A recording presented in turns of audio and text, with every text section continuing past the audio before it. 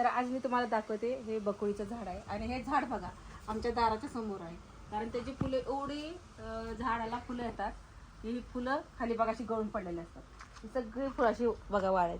आता हे आता गावाला असलं पण ह्या फुलं वाळली ना आणि त्याचा आपण हार केला ना तर त्या वाळक्या फुलांचा पण हार जो आहे ना तो तसाच राहतो. खूप छान दिसतो असा.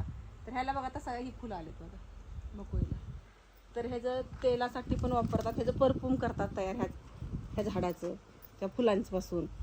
तर हे बघा ह्याची फळं येतात. फळं पण खातात. पण अजून ह्याला फळं काही दिसत नाहीत.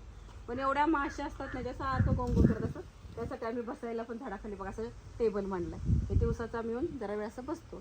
तर ह्याचा चहा करतो. चहा पण खूप औषधी आहे. तर मी ना याची फुलं आता केसात घालते आणि तुम्हाला मी दुसरं माझ्या बागेतलं आणि किती झाडं फळाचे आहेत किंवा औषधी वनस्पती आहेत काय काय आहेत मी तुम्हाला दाखवते. चला तर आपण दुसऱ्या झाडाकडे जाऊया.